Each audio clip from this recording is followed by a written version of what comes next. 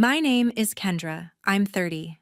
And 3 weeks ago, my mother stood in our driveway screaming that I was nothing but a leech living off them. Then she grabbed my bags, didn't hand them to me, didn't even set them down. She threw them across the concrete and yelled, "Go leech somewhere else." And I did. I didn't argue. I didn't cry. I didn't explain myself for the 100th time. I just picked up my suitcase, walked past her as she kept ranting, and got into my friend's car without looking back. That was the moment I realized the woman who raised me didn't see me as a daughter anymore, just a burden she wanted gone. But what my mother didn't realize was that the leech she kicked out was the same person who had quietly kept their entire financial life running for years. Their online banking, their bill payments, their tax portal, their insurance accounts. Everything they depended on without ever learning how any of it worked. So when I left, all of that stayed exactly where I left it. 3 weeks later, my phone lit up with a call from my dad, then another, then a text. "Why did the bank freeze our account? We can't access anything." I stared at the screen for a long minute.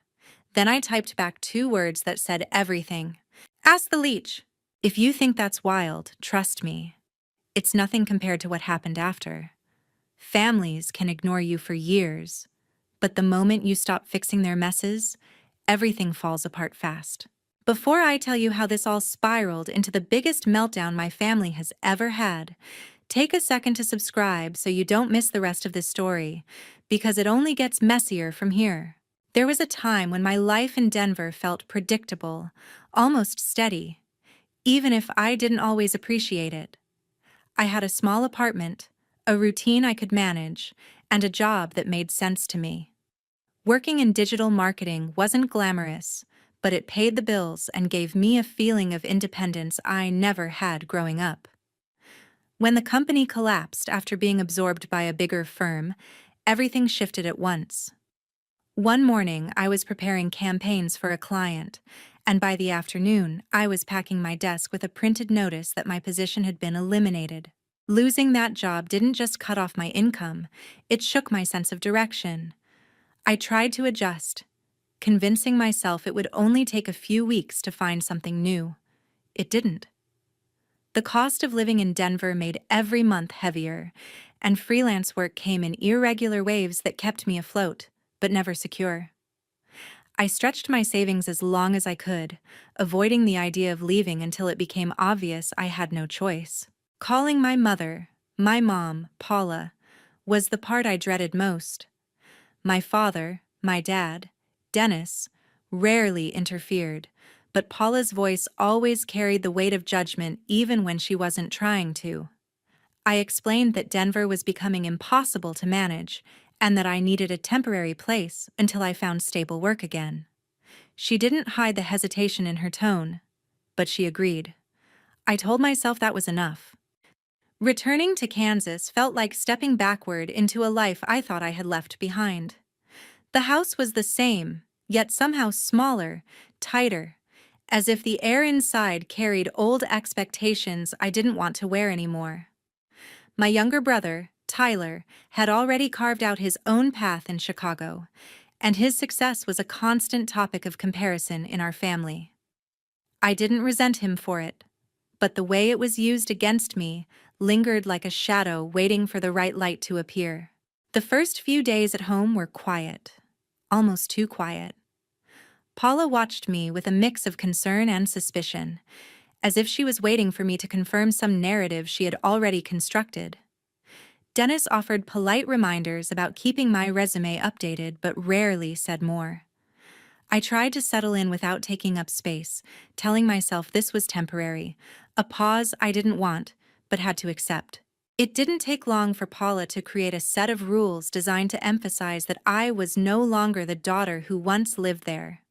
Curfews didn't make sense for an adult, yet they appeared. Expectations about chores were laid out as if she was preparing a checklist. She wasn't hostile, but she was methodical, drawing lines in the sand without acknowledging what they implied. My Aunt Carla visited occasionally, and her eyes always seemed to scan me, searching for cracks. Conversations between her and Paula often drifted toward subtle remarks about who was stable, who was thriving, and who needed to get their act together.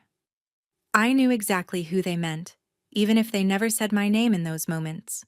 During that period, my closest support came from my friend Naomi, who reminded me that setbacks didn't erase everything I had worked for. I clung to that thought each time I refreshed job boards or sent applications into digital voids. The weight of those weeks didn't come from chaos, but from a tightening calm. The kind that makes you realize something inside your family has shifted in a way you can't easily undo. In the weeks after I moved back into my parents' house, the routine settled in faster than I wanted to admit.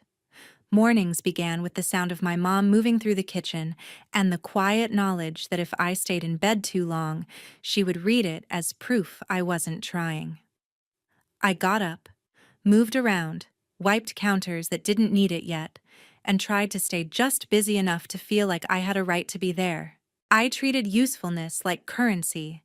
If I handled the dishes, the laundry, the trash, the grocery runs, then at least I could tell myself I was paying some kind of rent.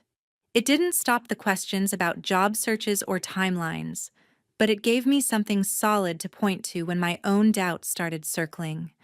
I might not have a title anymore, but the house stayed functional, and I was the one keeping it that way. My dad drifted around the edges of that arrangement. He went to work, came home, settled into his familiar spot on the couch, and let the evening blur into the television. When something in the house broke and later stopped being a problem, he seemed content to accept that as the natural order of things. His lack of reaction was almost comforting compared to my mom's constant measuring, but it also reinforced a quiet truth. As long as everything worked, nobody was going to ask who was holding it together. Tyler showed up first in stories instead of in person. My mom always had a new update about his office, his view, his plans. Each detail was presented like a small achievement pinned to an invisible board. I could hear the shape of the comparison even when she didn't say it out loud. He had left and stayed gone, with a neat life built in another city. I had left and returned with uncertainty, and that alone seemed to define me in their eyes. Behind all of that, there was a different kind of mess building in the background. Bills were crammed into a drawer, bank letters stacked in loose piles, scraps of paper with half-remembered passwords stuck in random places. My parents had been improvising their way through online accounts for years, and it showed. They didn't say they needed help, but every time my mom muttered about how complicated everything had become, the expectations settled on me like a weight I hadn't agreed to carry. So I started fixing it, one login at a time. I set up their online banking so payments wouldn't slip past unnoticed, organized their cards and utilities into a system that actually matched reality, and created a single document where everything could be found in seconds instead of hours. Soon, every notification, every security code, every digital problem came through me first. They enjoyed the stability without seeing the work. When my Aunt Carla mentioned how much more put together the house seemed, my mom accepted the compliment and shifted the conversation back to Tyler's latest success. Naomi was the only one who knew how much time I was spending behind the scenes. Our late-night messages and quick drives around town became my reminder that I existed outside of this narrow role. On the surface, nothing dramatic had happened yet, but each quiet favor I did without acknowledgement added another thin layer to the pressure building under my skin. I could feel something in me tightening, even if I couldn't name it yet. There was a kind of stillness that settled over the house in the days leading up to the dinner my mom insisted on hosting. Nothing dramatic was said, yet something inside me sensed a shift. It felt like the air tightened around every small mistake I made, as if even the way I moved from room to room had become part of some silent evaluation. I tried to ignore it, but the tension threaded itself into everything, creating a pressure I couldn't quite name.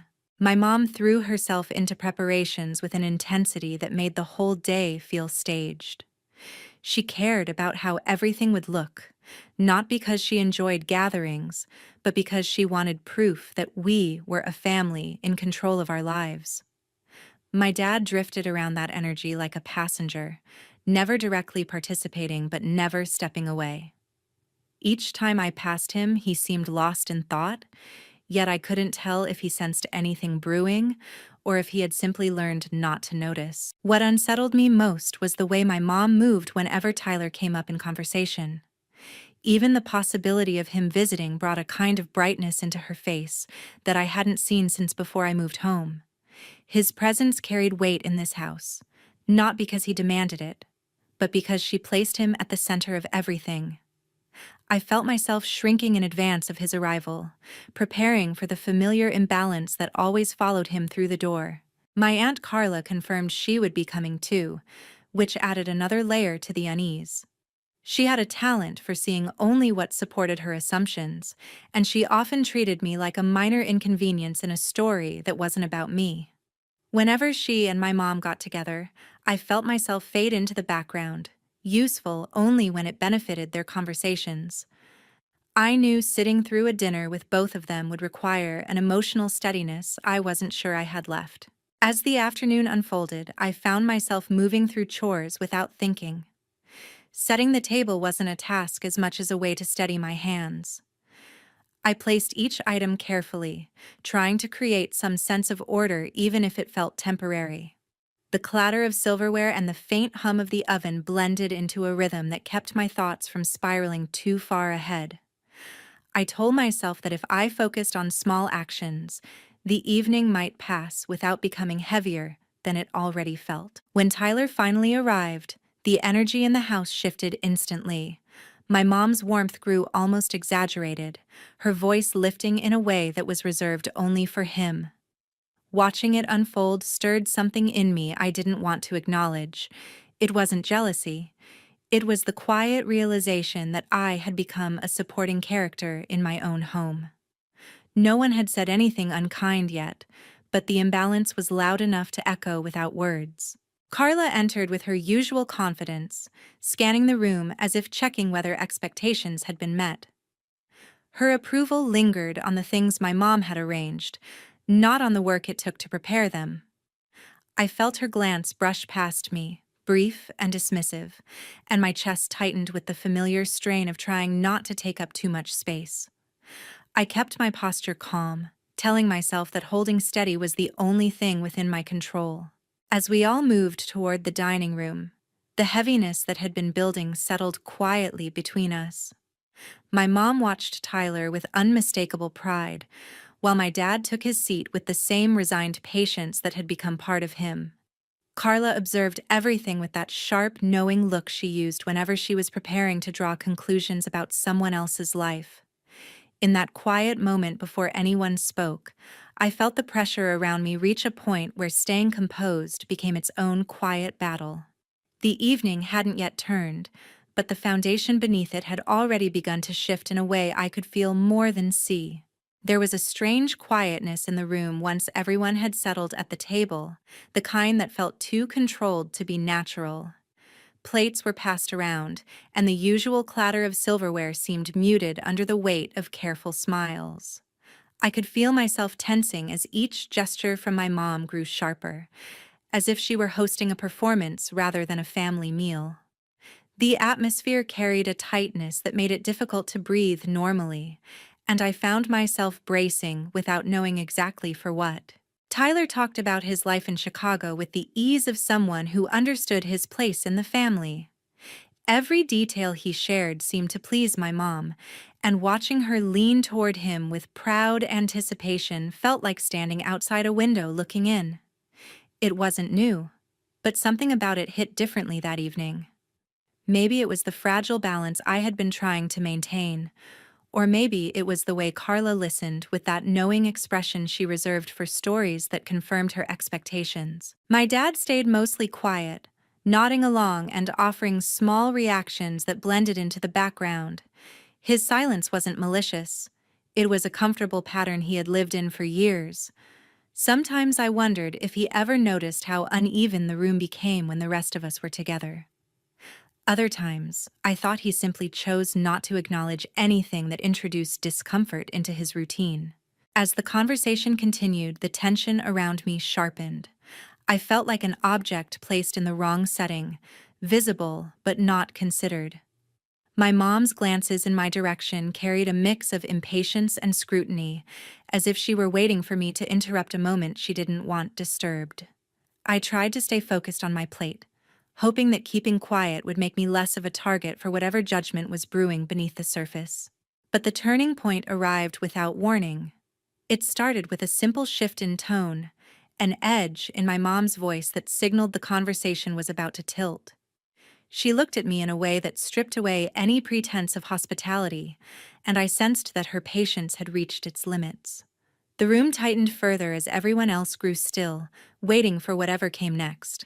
What followed wasn't loud, but it was sharp enough to cut through the air.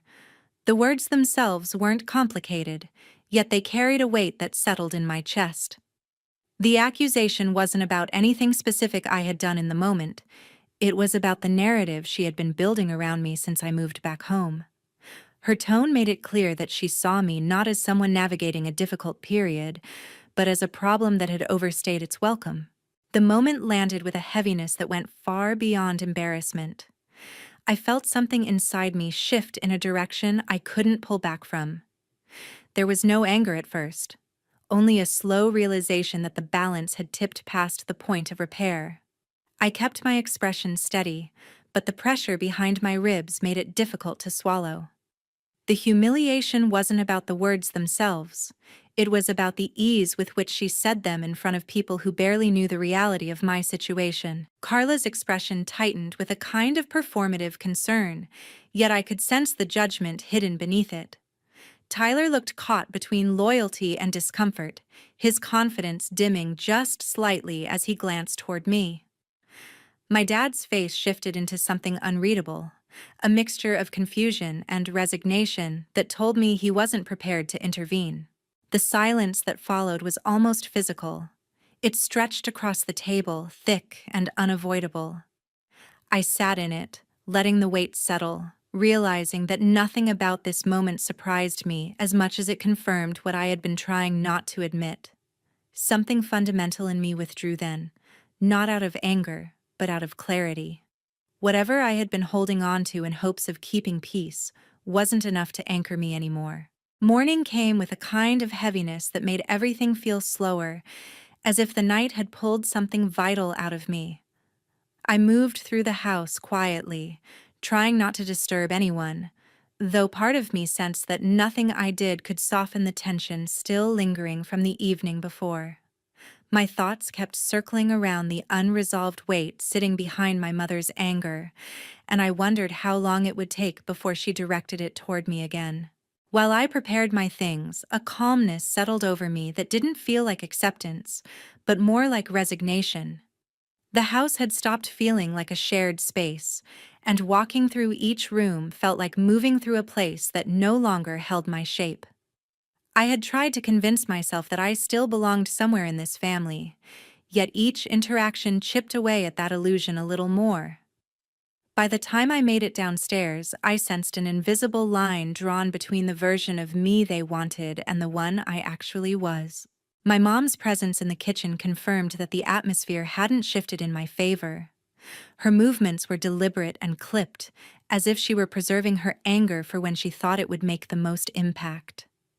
I could feel the tension rolling off her even without words, and unease crept in as I realized where the morning was heading.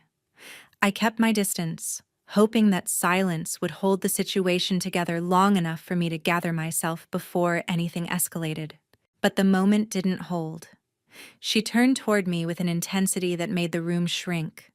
The frustration she carried from the night before hadn't settled. It had multiplied, sharpening into something she seemed ready to unleash. Even without speaking, her expression said more than any argument could. I recognized the look too well. It was the same one she used whenever she needed someone to blame, and I had become the easiest target. The confrontation unfolded in a way that felt inevitable. Her disappointment pressed against me like a weight I couldn't push back.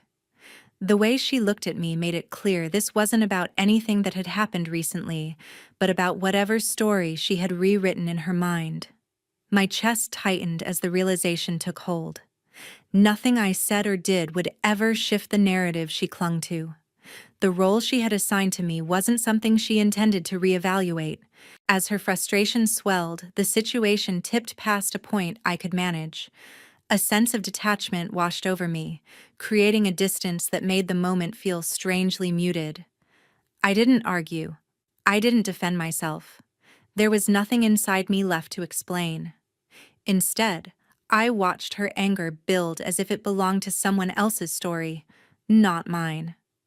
Each second made it clearer that the connection between us had reached its breaking point, and I no longer had the strength to carry what wasn't mine.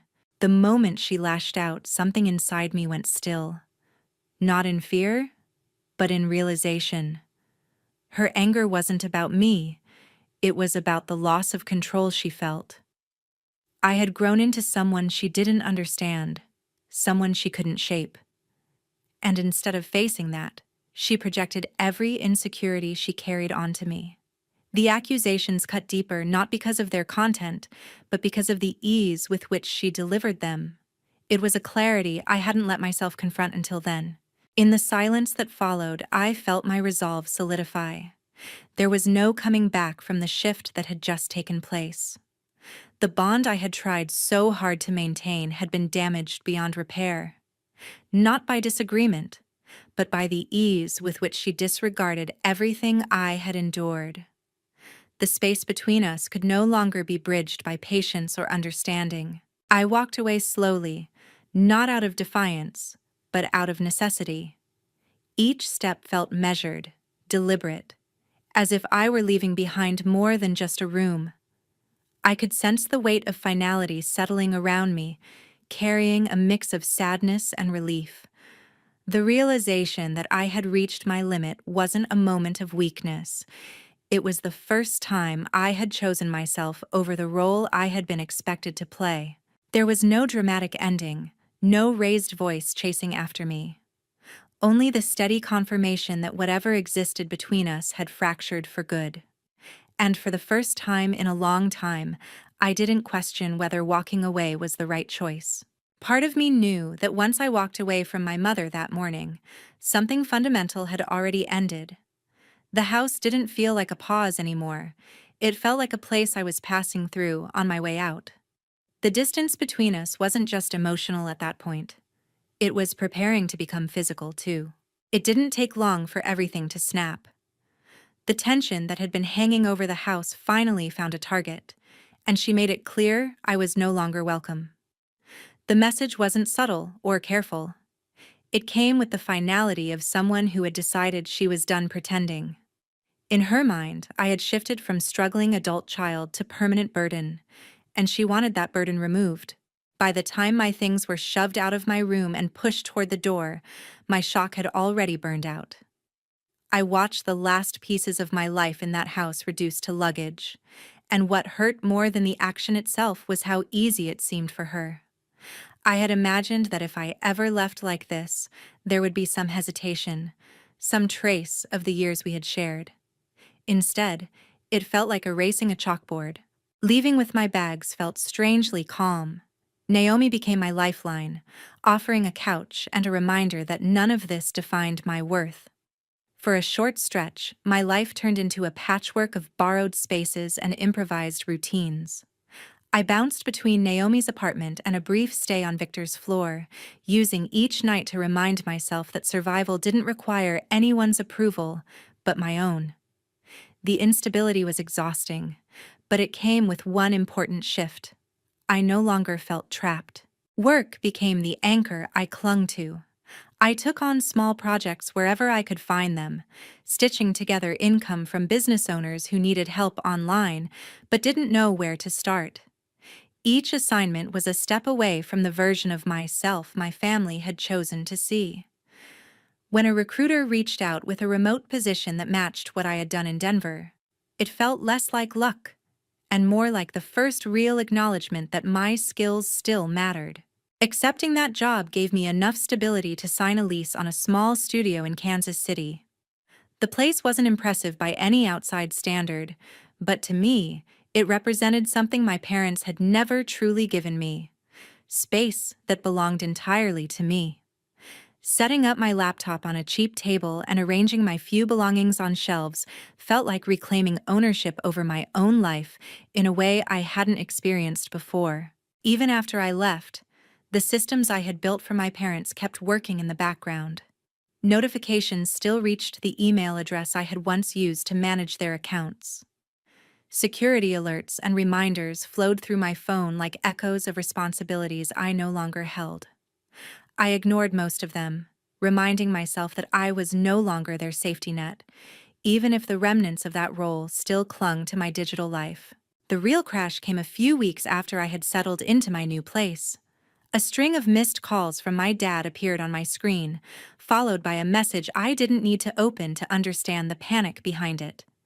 Their access to money had been disrupted, and suddenly the invisible work I used to do had become very visible in its absence.